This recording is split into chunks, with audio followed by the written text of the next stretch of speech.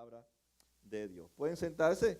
Felicidades a las madres, así que muchas felicidades a todas las que son mamá y las que un día serán mamá. También felicidades para ellas. Hoy vamos a hablar sobre el tema Yo soy perdonado. Seguimos esta serie, ¿quién creemos que somos o quiénes crees que eres en Cristo? Y hoy nos toca el tema de soy perdonado. No sé si ustedes algunos han leído el libro de Ruth, es un libro que está en el Antiguo Testamento, y este libro, rápidamente le voy a dar un breve panorama.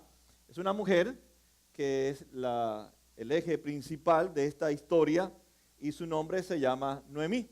Noemí vivía allá con su esposo en la ciudad de Israel, con los israelitas en Jerusalén, pero llegó un tiempo de crisis, un tiempo de hambre, y su esposo, tal vez insensatamente, decide mudarse hacia una tierra pagana, la tierra de Moab. Allí se va Noemí con su esposo y sus dos hijos, y allí sus dos hijos se casan con dos mujeres paganas que son nativas de Moab, pero muere su esposo y después muere sus dos hijos y Noemí se queda totalmente sola, se queda en la miseria, se queda totalmente pobre. Y vemos que en medio de esta circunstancia que vive esta mujer, ella dice algo que nos llama la atención. Y es algo como uno puede, a través de la circunstancia, a través de las situaciones difíciles de la vida, cómo uno puede marcar la vida de uno mismo y poder tomar una identidad la cual Dios no nos ha dado a nosotros.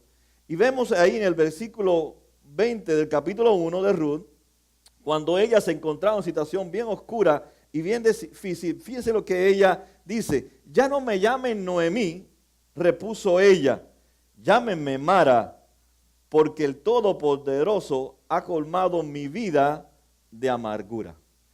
Noemí significa dulzura.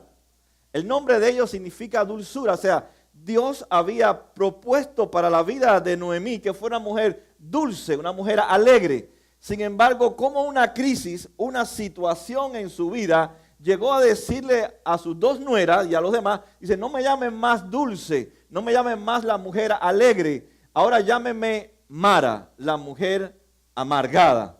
¿Cómo ella pudo, a través de una circunstancia, definir quién era ella ahora en ese momento de la crisis y cómo a partir de ese momento ella iba a comenzar a ver la vida de ella a través de sus propios ojos? El resto de su vida sería una vida mara, una vida realmente amargada.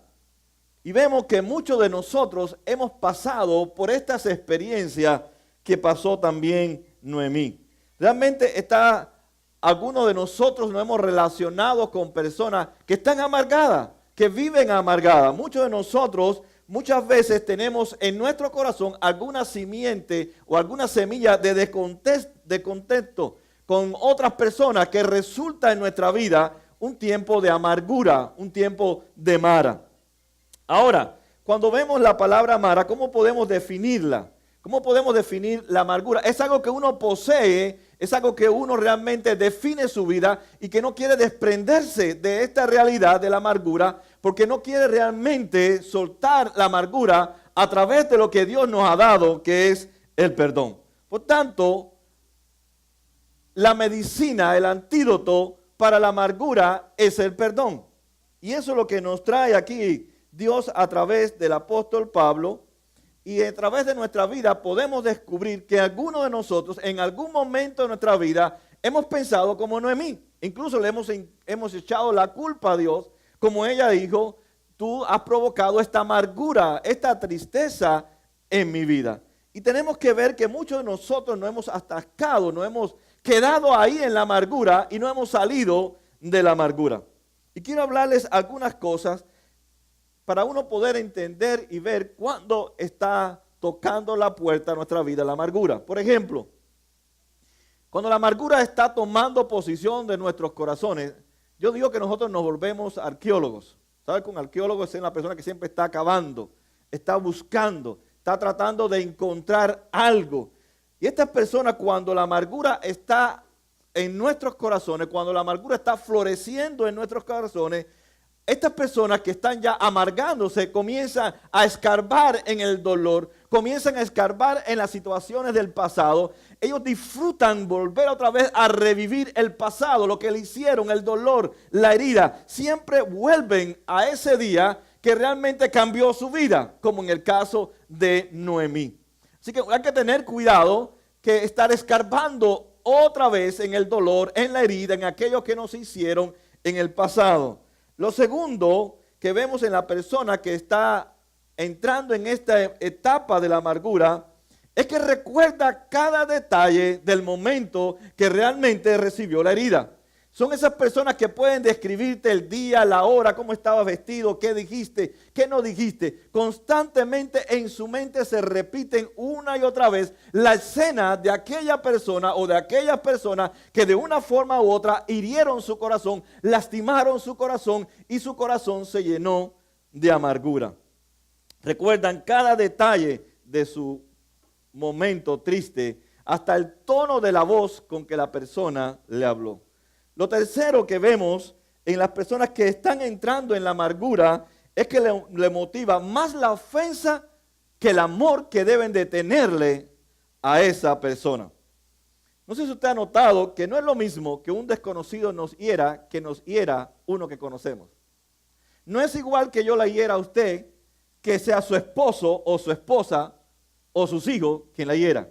Es diferente, cambia totalmente el panorama. Nos sentimos más ofendidos, más heridos por aquellas personas que nos aman, por aquellas personas que nosotros esperábamos que nos ofrecieran amor y de una forma u otra nos hirieron, nos desilusionaron y no pudieron realmente cubrir las expectativas que cada uno de nosotros teníamos.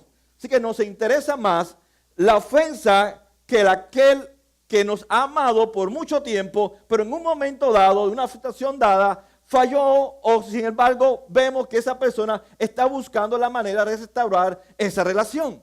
Pero la persona cuando está amargada, probablemente con un ser querido por su hijo, por su esposo, por su papá, se siente tan desilusionado que se convierte en un juez de esa persona. Está propenso a amargar su vida, incluyendo también a Dios en su propia vida. Por ejemplo, como dijimos, Ruth en Noemí, en la vida de ella, dice que el Todopoderoso colmó su vida de amargura. Sabemos que Dios no colmó la vida de Noemí de amargura. Fueron decisiones que tomó su esposo a llevarla a una tierra de paganos, una tierra distante de Israel, y en ese tiempo es difícil mudarse. Hoy usted se muda aquí muy fácilmente. En el tiempo bíblico mudarse es algo complicado, principalmente para un israelita. Mudarse de Israel hacia Moab, una nación pagana, es abandonar el templo, es abandonar la adoración a Dios. Es abandonar el pueblo de Israel, que si ella estuviera allí en Israel, en Jerusalén, en medio de su crisis, la ley de Dios decía que había que cuidar y proteger a las viudas. Noemí hubiera encontrado entonces en su tierra, en su pueblo, en la ley de su Dios, cuidado y protección por su pueblo. Pero como estaba tan distante, tan lejos de su pueblo y del Dios de ella, entonces vemos que ella define su vida no por la identidad que Dios le había dado, que es su hija, sino ahora ella misma determina una nueva identidad. Soy una mujer amargada y quiere vivir amargada. La amargura entonces es algo que posee nuestro corazón y perjudica nuestro corazón, pero a la misma vez contribuye a veces sentirnos superiores a los demás y juzgar a los demás.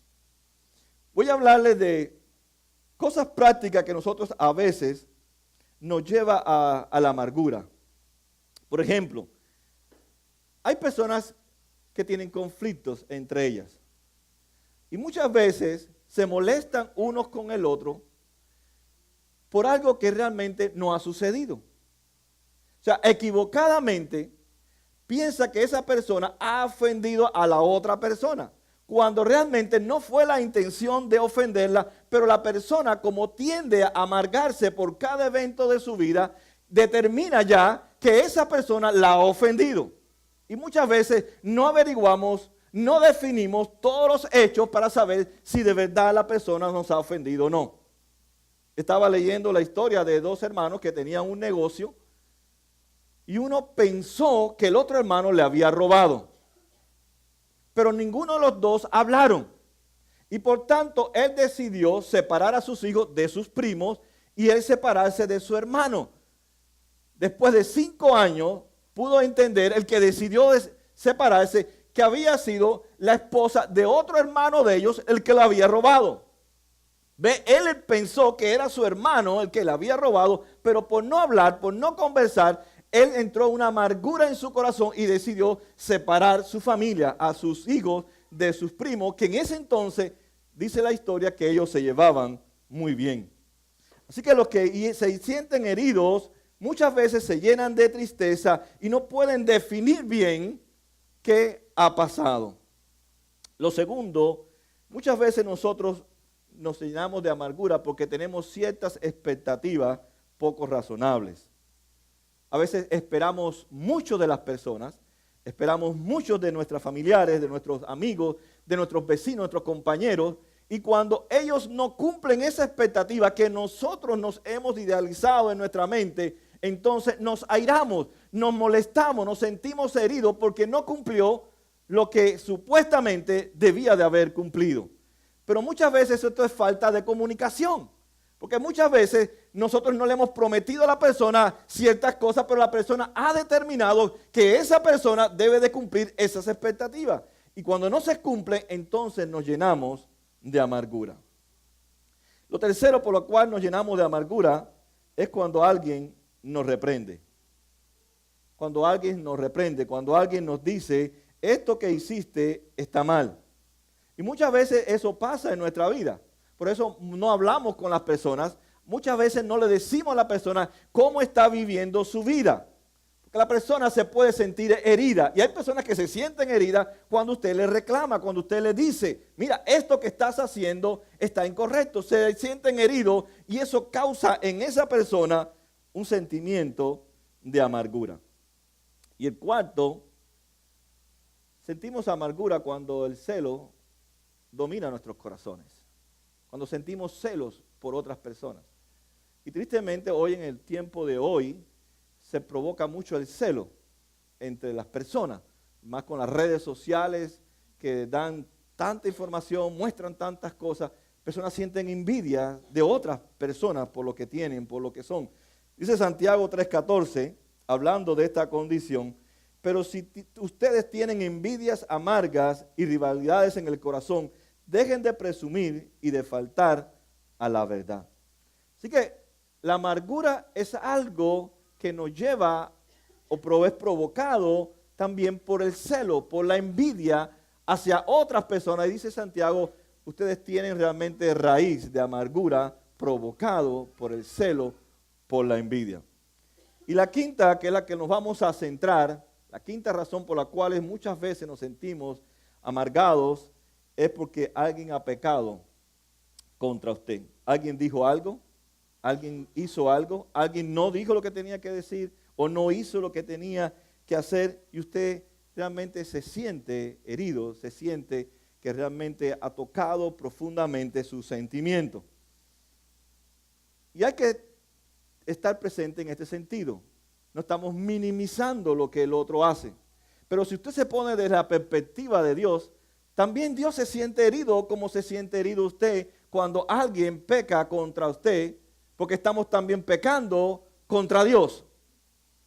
Y el que debe determinar todas las cosas es el Dios soberano, porque Él es el justo, Él es el juez, Él es el que puede determinar lo que cada uno de nosotros debemos de recibir. Cuando alguien peca contra nosotros, tenemos dos alternativas según la palabra de Dios. O yo me amargo con usted, o yo lo perdono. No existe un plan B. O yo me amargo o yo lo perdono. No existe otra alternativa. Usted decide amargarse o usted decide perdonar a la persona. Quiero hacerle varias preguntas. ¿Quién le amargó la vida? ¿O quién puede amargarle la vida? ¿O quién puede causarle amargura a su vida? ¿Quién lo ha decepcionado? ¿Quién lo ha traicionado? ¿Quién lo ha abandonado? ¿Quién lo ha perjudicado? ¿Quién lo ha lastimado? ¿Quién tiene la culpa de nuestra amargura? Y muchas de estas preguntas vienen a nuestra mente y suelen venir a nuestra mente cuando muchas personas o alguna persona peca contra nosotros. Y nosotros a través de esa situación tratamos de justificar nuestra raíz de amargura que ha venido siendo provocada por muchos eventos que han sucedido en nuestra vida. Sin embargo, la Escritura nos enseña a nosotros que no debemos de responder al pecado con el pecado, ni al mal con el mal, sino al mal con el bien, al pecado con el perdón. Cada uno de nosotros somos responsables de amar y perdonar o amargarnos. No podemos culpar aún a la otra persona. La otra persona es responsable de su pecado, pero yo soy responsable si yo me amargo por causa del pecado del otro. Dice el apóstol Pablo a las personas que sienten este sentimiento de amargura. Por lo tanto, dejando la mentira, hable cada uno a su prójimo con la verdad, porque todos somos miembros de un mismo cuerpo. Si se enojan, no pequen. No permitan que el enojo les dure hasta la puesta del sol, ni den cabida al diablo, el que robaba, que no robe más, sino que trabaje honradamente con las manos para tener que compartir con los necesitados. Eviten toda conversación obscena, por el contrario, que sus palabras contribuyan a la necesaria edificación y sean de bendición a quienes los escuchan. Dios les da 6 mandamientos a aquellas personas que la amargura ha dominado su corazón. Primero, no sea chismoso. Hoy el chisme es más fácil que tiempos atrás. Tenemos las redes sociales que en un abrir y cerrar de ojos la gente se entera de todos sus problemas. Es más, la gente cuando tiene problemas, usted lo sabe por las redes sociales. Fulana tiene problemas con su esposo porque puso algo ahí extraño. El fulano tiene problemas con su esposa, puso algo extraño. Tiene problemas con sus hijos porque no aparece en la foto con los hijos y está de vacaciones. La gente especula. Está bravo con la hija, está bravo con el hijo. O está sola. ¿Dónde estará el esposo metido? Ya se habrán peleado, se habrán divorciado. Y empieza el chisme. La gente comienza. Por eso dice, cada uno hable con su prójimo con la verdad. Porque usted publique que alguien ha pecado contra usted, eso no va a resolver su problema. Es más, van a venir otras personas a darles consejos, a enterarse de su chisme, de su situación, para chismear con otras mujeres o con otros hombres diciendo, ¿viste lo que le pasó a fulano? ¿Viste que está teniendo problemas? Y ahí todo el mundo empieza a dar consejos. Y todo el mundo empieza a echarle leña al fuego, porque pocos son los pacificadores. Pero los cortadores de leña son muchos. Todo el mundo quiere decir, oh, es verdad que ella es mala. No, es verdad que él es malo. Ay, pobrecita. Ay, pobrecito. Y ahí comienza todo el mundo. Y como les dije, las redes sociales es un arma poderosa que usted ya no puede recoger lo que usted puso ahí en las redes sociales. Porque usted se siente herido, no tiene que publicarlo. No tiene que contárselo a todo el mundo. Hay mujeres principalmente que Vicente y toda la gente saben sus problemas matrimoniales. Y cada persona le da un consejo diferente sobre el esposo. Incluso a veces yo digo que son oraciones chismosas. Padre, públicamente, Padre, te pido por mi esposo porque no está muy bien. Padre, te pido por mi esposa porque no está tal cosa. Son oraciones chismosas porque dice, oye, ay, mira, me enteré por la oración de fulano que están teniendo problemas. Hay que, dice Pablo, entonces que hablemos con nuestro prójimo, no dice con todos los prójimos. Y hay personas que saben la vida de todos los hermanos, a todo el mundo le cuentan sus pecados. Fíjense que dice Proverbios 26:20. Sin leña se apaga el fuego, sin chisme se acaba el pleito. Pero como ya lo saben 20 personas y te llaman todos los días, oye, ¿y fulano qué te dijo? ¿Qué está haciendo? ¿Dónde está? No vino, llegó esto, llegó lo otro. Ah, no, pero mira tú, sácalo, bótalo, llámale a la policía, ponle orden de restricción, múdate de estado, mándalo para su país de regreso. Y comienza cada cual a darle un consejo diferente. No estoy diciendo que usted no hable de su problema. lo que usted no tiene es que publicar su problema. Hable con su pastor, hable con un hermano mayor en la fe, pero no tienen que saberlo más de una o dos personas sus situaciones. Y hay hermanos que casi media iglesia sabe de su problema. Hay que buscar entonces consejo sabio. Y lo principal consejo, como dice la palabra de Dios, cuando alguien peca contra usted, en vez de publicarlo, fíjense lo que la Biblia nos aconseja en Mateo 18:15. Si tu hermano peca contra ti, dice, ve a solas con él y hazle ver su falta. Si te hace caso, has ganado a tu hermano. No dice, si peca contra ti, ve con 20 personas a hablar con tu hermano. Dice, ve a solas y habla tú con él. Y si él te escucha, dice que lo has ganado. Pablo dice, si se enojan, no pequen. No permitan que el enojo les dure hasta la puesta del sol. Lo segundo que nos da el consejo de Dios, cuidado con sus emociones. Dice, no se enojen, ¿verdad? Y si se enojan, tengan cuidado de no pecar. O sea, que sus emociones se acerquen más a la santidad que al pecado. Uno puede enojarse. Jesús se enojó cuando entró en el templo y vio a los cambistas cambiando el dinero, vendiendo. Jesús se molestó. Dice que cogió una soga larga y comenzó a tirar la cuerda, al látigo a la gente y viró las mesas. Pero Jesús no se airó en el sentido de que pudo a ellos lastimarlos físicamente. Él se airó, pero él no pecó. Así que hay que tener cuidado con nuestros sentimientos. Dice Éxodo 34:6.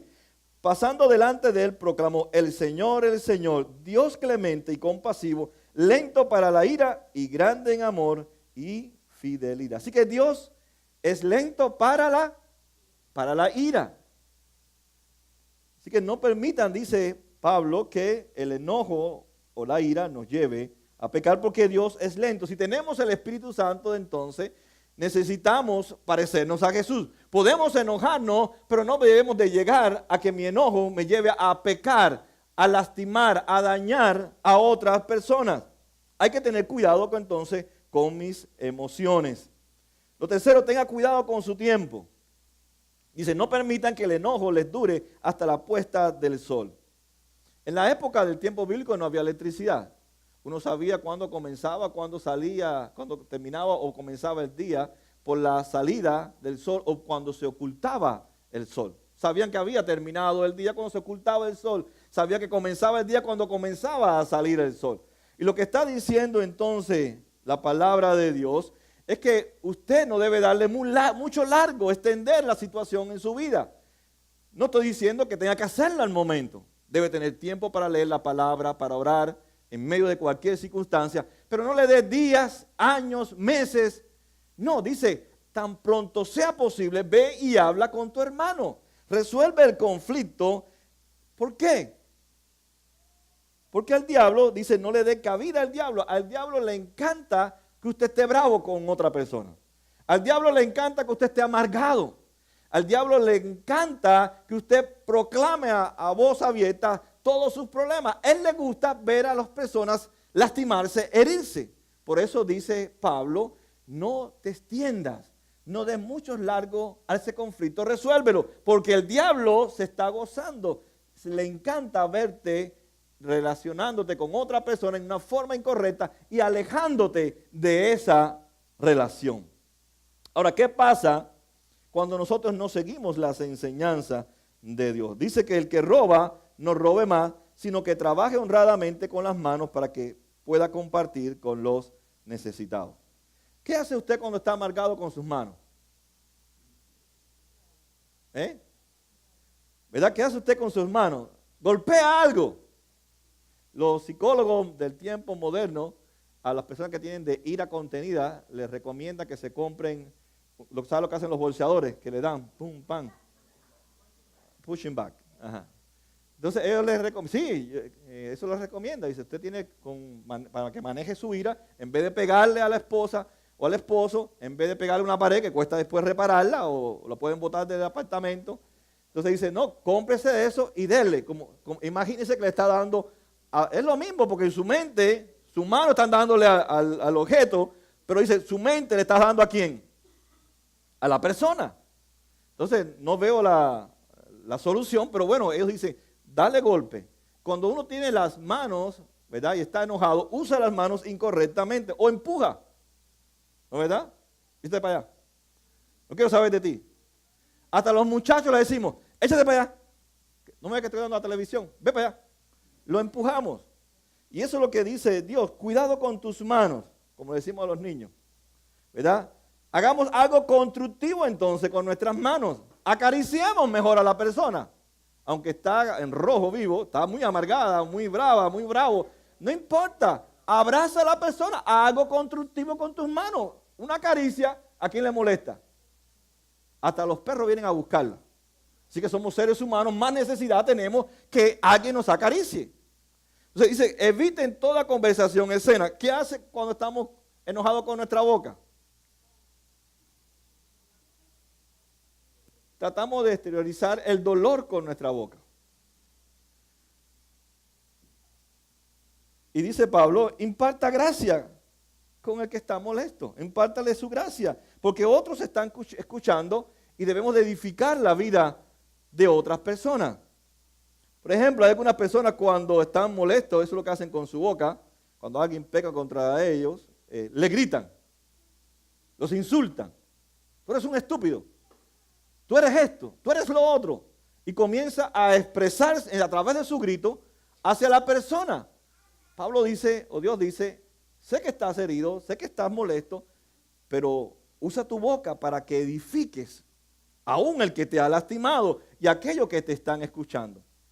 Pero nosotros lo que hacemos es, si tú pecaste contra mí, tengo que devolverte con insulto. Dice la palabra, no devolviendo mal por mal. Así que abandonen toda amargura, ira y enojo, gritos, calumnias y toda forma de malicia. Dice que dice Hebreos 12:15. Asegúrense de que nadie deje de alcanzar la gracia de Dios, de que ninguna raíz de amargura brote y cause dificultades y corrompa a muchos. Así que Hebreo dice que la amargura echa como raíces en nuestra vida. Se van siendo más profundas y más profundas. Y es por eso que muchas veces las personas dicen, no puedo perdonarlo. Le echan más fuego o más leña al fuego. Y la amargura es como una chispa. Y solamente se puede apagar con el perdón. Dice el versículo 30, no agravien el Espíritu Santo de Dios, con el cual fueron sellados para el día de la redención. Las personas perdonadas son personas que perdonan. Las personas perdonadas son personas que perdonan. Tal vez usted escuchó esta expresión y no la entendió bien. Las personas perdonadas son las que perdonan. Y usted pregunta, ¿perdonarlo? Pero si me ha herido, ¿cómo lo voy a perdonar si me ha lastimado? Si me ha fallado, si ha sucedido algo que ha lastimado a mi corazón, ¿cómo voy a perdonarlo? Piense en Jesús. Piense en Jesús. ¿Jesús ha cometido algún pecado contra usted? No. ¿Usted ha pecado contra Jesús? Sí. ¿Y Jesús se ha amargado? ¿Jesús se ha amargado con nosotros? ¿Jesús ha inventado algún sistema de malicia para castigarnos y destruirnos? No. Entonces yo creo que Jesús es la víctima más grande del mundo, porque sin nunca haber pecado contra nosotros, nosotros sí hemos pecado contra Él y Él responde no con amargura, no con ira, no con enojo, no con destituirnos de su presencia, no con golpearnos, sino con perdonarnos.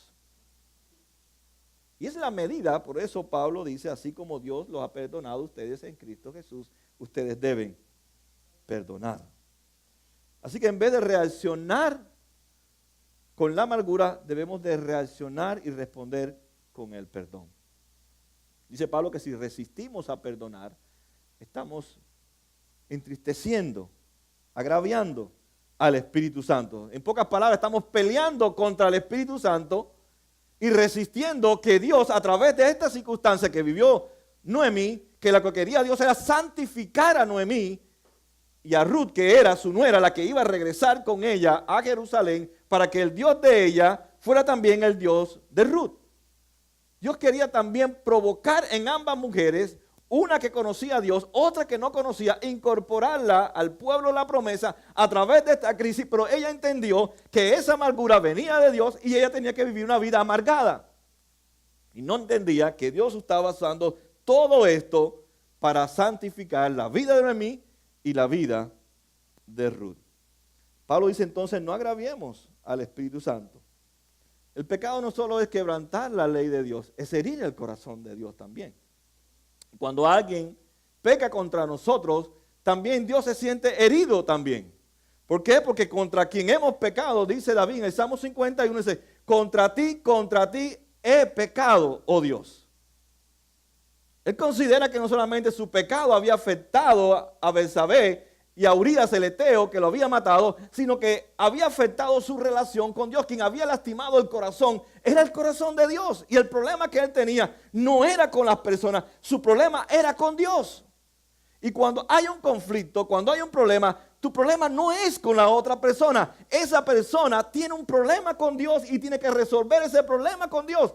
Y Dios a veces permite el conflicto para que no nos enfoquemos en la persona, sino en mi relación con Dios. El asunto es Dios y nosotros.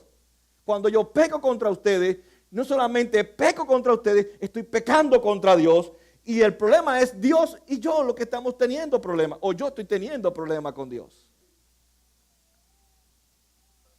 Por eso nos manda la palabra de Dios a poder confesar nuestros pecados delante de Dios.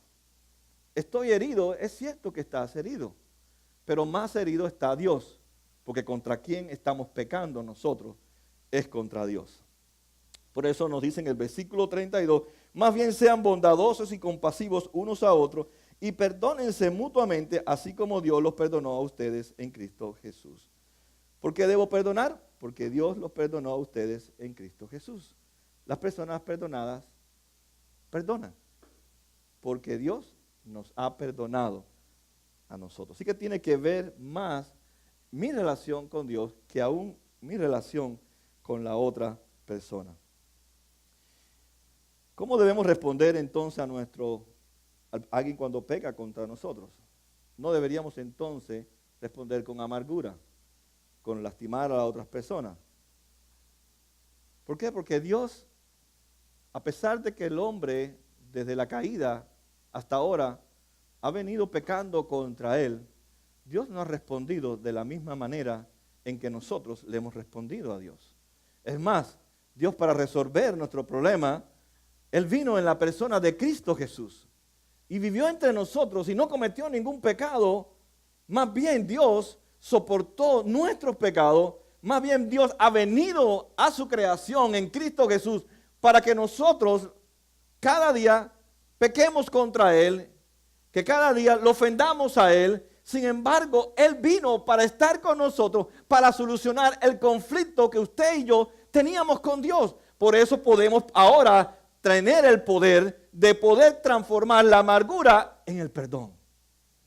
No por lo que yo he hecho, sino por lo que Cristo ha hecho por mí. Una de las palabras que a mí me fascina desde la cruz que Jesús dijo, y dicen los teólogos que dijo como 7 expresiones, es: Padre, perdónalo. Y Jesús lo estaba diciendo momentos antes de morir. El Padre estaba airado con su pueblo. Dios estaba dispuesto a destruir a su pueblo. Y Jesús, o Dios en Cristo, determinó en la eternidad que nosotros no recibiéramos su ira, sino que el mismo Dios en Cristo Jesús recibiera toda la ira de Dios para que usted y yo recibiéramos su perdón. En el lugar nuestro se puso Jesús para recibir la condena que merecía mi ira, mi castigo por haber desobedecido a Dios. Jesús la recibe. Y Jesús desde la cruz no le dice: Padre, derrama toda tu ira sobre esta gente. Oh Dios, maldice a tu pueblo, destruye, manda fuego del cielo. Él no dice eso, dice: Padre, perdónalos. Él pidió desde la cruz para aquellos que lo habían herido, para aquellos que lo habían negado, para aquellos que lo habían abandonado. Él pidió el perdón.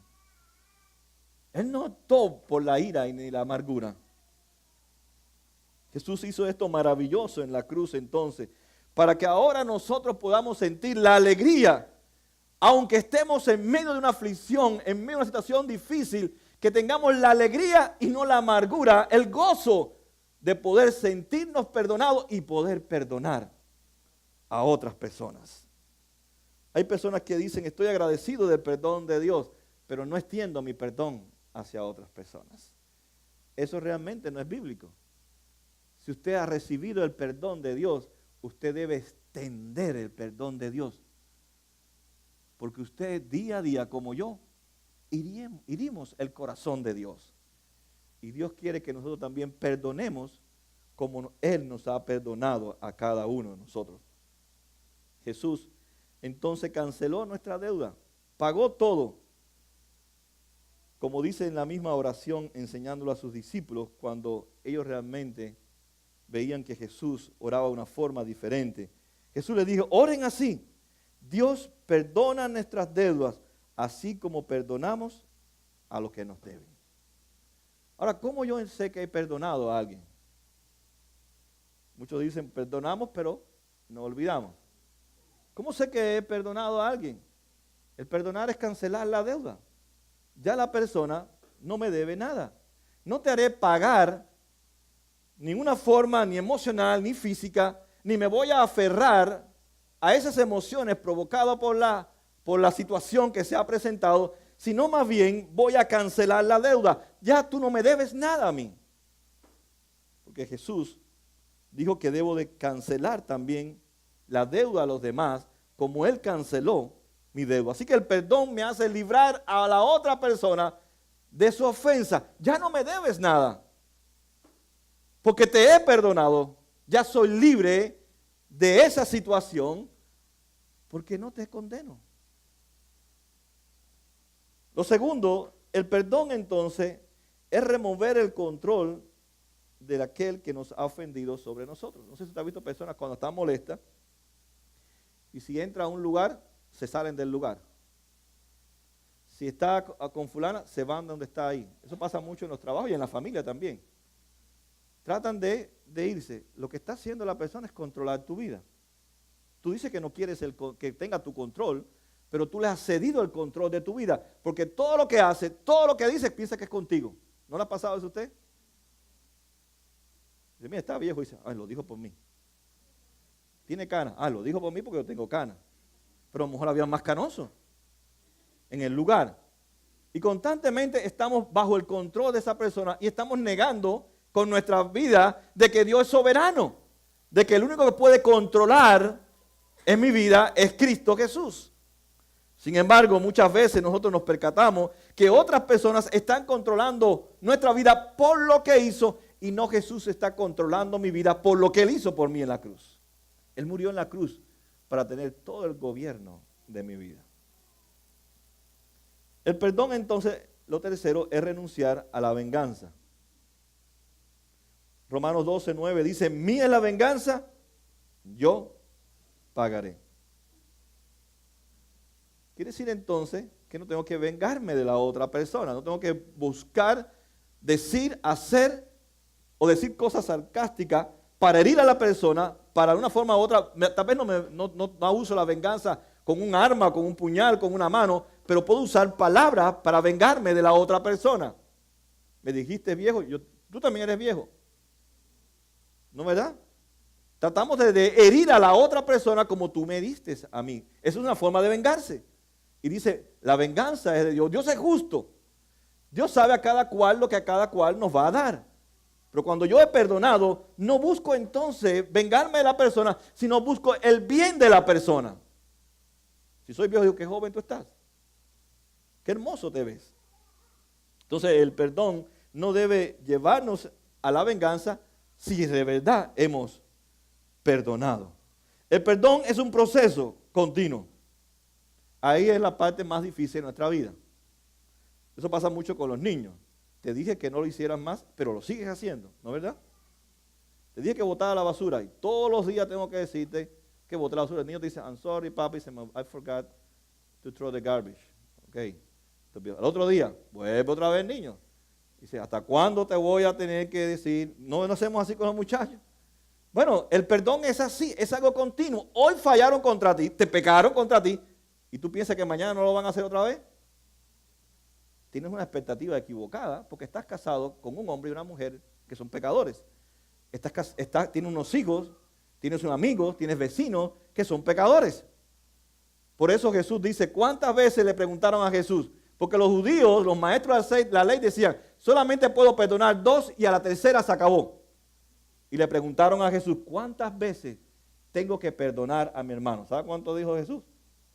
70 veces 7. No es 70 veces 7. Eso quiere decir, perdona, perdona y perdona y perdona y sigue perdonando. Pero nosotros no, queremos ponerle límite al perdón. Así que la persona ahora puede herirme, puede lastimarme, yo otorgarle el perdón y puede ser que el año que viene, el mes que viene, al otro día vuelva a hacer lo mismo. Pero Dios me dice que debo perdonarlo. ¿Cuántas veces fallare contra mí? Porque de la misma manera, así también Dios nos perdona a nosotros. Supongamos que usted cometa 3 pecados al día. ¿Cuánto es al año? Bueno, ya está, muerto, crucificado y bajo tierra cerrado. No más que 3 que usted cometa y usted se va de más de 3. Con 3 cuente, multiplique 3 por 365. Henry, buen matemático. 300, ¿cuánto? No, todo un montón.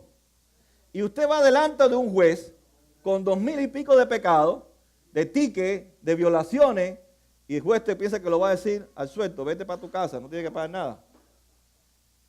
Bueno, eso fue lo que hizo Dios en Cristo. 3 pecados por día por 365, llegamos delante del juez y ¿sabe lo que dijo Jesús? La deuda ha sido cancelada, consumado es.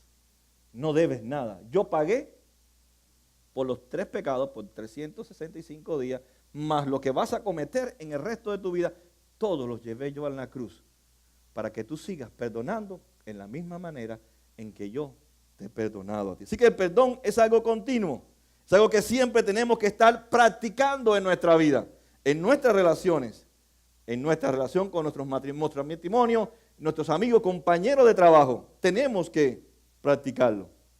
El perdón, quinto, dice, debe desear el bien de los demás.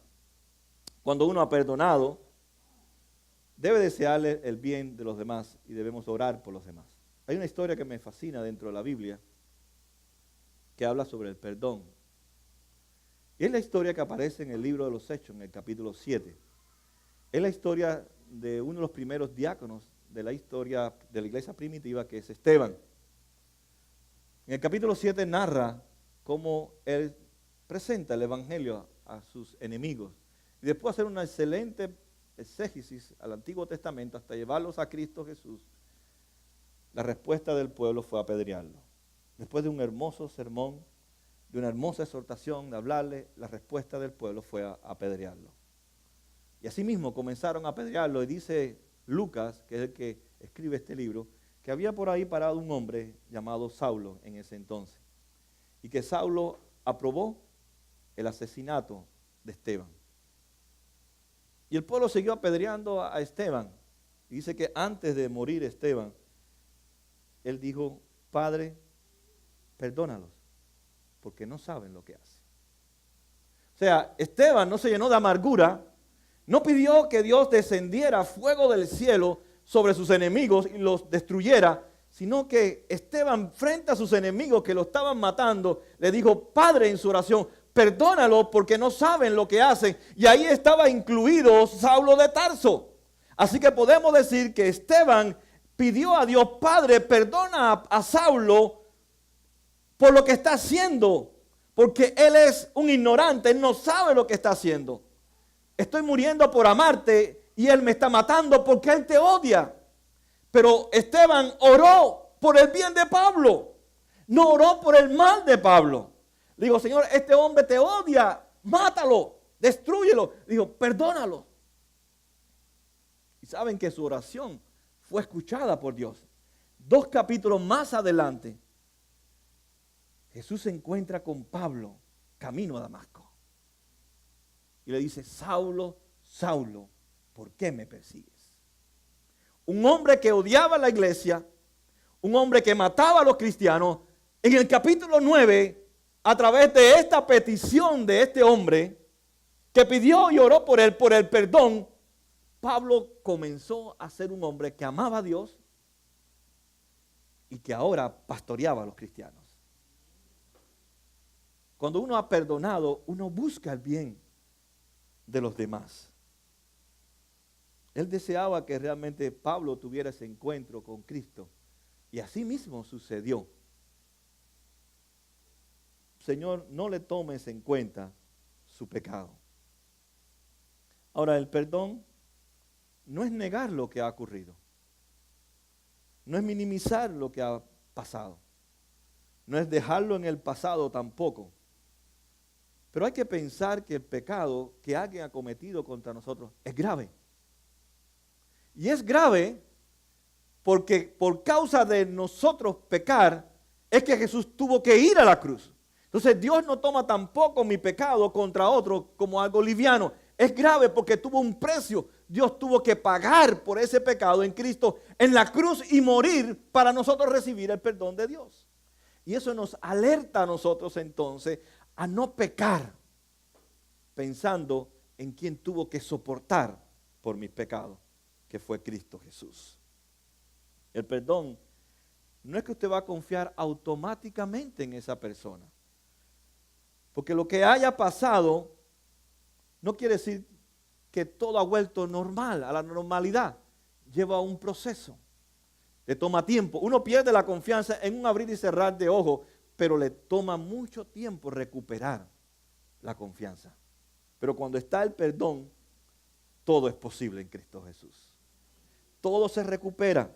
Todo lo que perdemos en Cristo lo ganamos, lo recuperamos porque tenemos el Espíritu Santo, el poder del Espíritu Santo para recuperar lo que nosotros hemos perdido a través de nuestro pecado. Porque eso fue lo que hizo Cristo en la cruz, recuperar lo que nosotros no pudimos recuperar. Lo perdimos todo por desobedecer a Dios. Él lo ganó todo para que tú y yo ahora podamos disfrutar de todas sus bendiciones. Pablo, no estuve yo allí para ver cuando Pablo escribía desde la cárcel este pasaje de Efesios 4. Pero yo creo que Pablo le puso pasión a este pasaje, que en el español no se puede ver porque no está en el griego, al cual Pablo lo escribió. Pero dicen los teólogos que Pablo le puso mucha pasión a este pasaje. ¿Y saben por qué le puso pasión?